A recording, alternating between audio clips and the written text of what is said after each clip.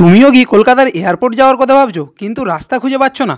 তো ফাইনালি বন্ধুরা, আজকে কিন্তু আমি তোমাদেরকে নিয়ে যেতে চলেছি কলকাতার এয়ারপোর্ট বঙ্কাবের সাথে। ধুলাগড় টোল ট্যাক্স তো তোমরা সবাই জানো। তো ধুলাগড় টোল ট্যাক্স পেরিয়ে NH-16 ধরে এগোতে থাকলে ঠিক 12-15 কিলোমিটার এগোনোর পরে দেখতে পাবে মাইল বোর্ডে লেখা রয়েছে বাঁদিকে কলকাতা আর সোজা গেলে এয়ারপোর্ট। তো বাঁদিকে দেখতে পাচ্ছ কিছু গাড়ি বেঁকে যাচ্ছে, যেটা কিন্তু সাঁতরাগাছি হয়ে সেকেন্ড ব্রিজ হয়ে পুরো কলকাতা চলে যাচ্ছে।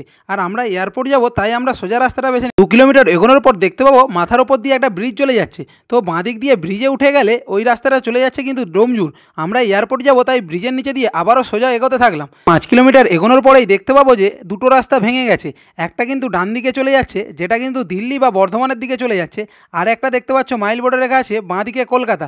তো বাঁদিকের রাস্তাটা বেছে নিয়ে বড় একটা টার্নিং ঘুরেই আমরা মাথার উপরে দেখতে পেয়ে যাব একটা ব্রিজ। এই ব্রিজ দিয়েই কিন্তু আমরা একটু আগে এলাম। ব্রিজের নিচে দিয়ে একটু এগোতেই কিন্তু দেখতে পাবো একটা মাইল বোর্ড। আর দেখতে পাবো দুটো রাস্তা ভেঙে যাচ্ছে। বাঁদিক দিয়ে কিছু গাড়ি চলে যাচ্ছে, যেটা কিন্তু নো টোল হয়ে চলে যাচ্ছে, যেটা বালি হয়ে দক্ষিণেশ্বর চলে যাচ্ছে। আর আমরা যেহেতু টোল কেটে এয়ারপোর্ট যাব, তাই আমরা টোল রোডটা বেছে নিলাম। এই রাস্তাটা কিন্তু খুব শর্টকাট হয়। আর টোল কেটে কিন্তু 2 মিনিট এগোতেই আমরা পৌঁছে গেলাম বালি ব্রিজ অর্থাৎ দক্ষিণেশ্বর মন্দিরের কাছে। তো আরেকটু এগোলেই দেখতে পাবো দুটো রাস্তা ভেঙে যাচ্ছে। দিকের রাস্তাটা কিন্তু চলে যাচ্ছে শ্যামবাজার হয়ে কলকাতা স্টেশন, আর বাঁদিকের রাস্তাটা কিন্তু এয়ারপোর্ট আর দক্ষিণেশ্বর মন্দিরও কিন্তু এই রাস্তা দিয়েই তোমরা যেতে পারো। তো আবার একটু এগোতেই দেখতে পাচ্ছি রাস্তাটা দুটো ভাগে ভাগ হয়ে যাচ্ছে। বাঁদিকে যে রাস্তাটা বেঁকে যাচ্ছে ওটা কিন্তু চলে যাচ্ছে দক্ষিণেশ্বর মন্দির, আর ডান দিকের রাস্তাটা কিন্তু সোজা চলে যাচ্ছে এয়ারপোর্টে। এই রাস্তা ধরে 5 কিলোমিটার এগোনোর পরেই কিন্তু আমরা দেখতে পাবো ডান দিকে একটা পাহাড়।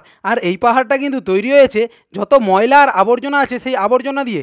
ঠিক ওই পাহাড়টা পেরোনোর পরেই দেখতে পাবো একটা নতুন ফ্লাইওভার তৈরি হচ্ছে। আর একটু এগোনোর পরেই কিন্তু দেখতে পাবো দুটো রাস্তা ভাগ হয়ে যাচ্ছে। একটা চলে যাচ্ছে বাঁদিকে কল্যাণী এক্সপ্রেসের দিকে, আর একটা কিন্তু ডান দিকে। তো ডান দিকের রাস্তা ধরে ঠিক 7 কিলোমিটার এগোনোর পরেই কিন্তু আমরা দেখতে পাবো সামনেই একটা ফ্লাইওভার। এয়ারপোর্ট যাওয়ার জন্য কিন্তু এই ফ্লাইওভারটাই ধরতে হবে।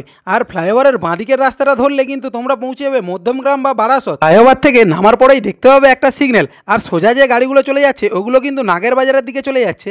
আমরা এয়ারপোর্ট যাব, তাই বাঁদিকের রাস্তাটা দিয়ে সোজা এগোতেই কিছুটা সামনে দেখতে পাবো একটা বড় পোস্টার। এই পোস্টারটা দেখেই কিন্তু বুঝে নিতে হবে যে তুমি এয়ারপোর্টের কাছে চলে আসছো। তো মাথার উপর দিয়ে যে টার্মিনাল যাচ্ছিল তার ঠিক বাঁদিক দিয়ে ইউটার্নের মতো নিয়ে আমি চলে এলাম কলকাতা ইন্টারন্যাশনাল এয়ারপোর্ট। আর এখানে ঢোকার সময় কিন্তু গাড়ির স্পিডটা খুব লিমিটেই রাখতে হয়, না হলে কিন্তু মামারা বসে আছে। আর একটু এগোনোর পরেই কিন্তু দেখতে পাবো বাঁদিকে একটা ফ্লাইওভারের মতো উঠে চলে যাচ্ছে এবং ডান দিকে একটা পার্কিংয়ের দিকে রাস্তা চলে যাচ্ছে।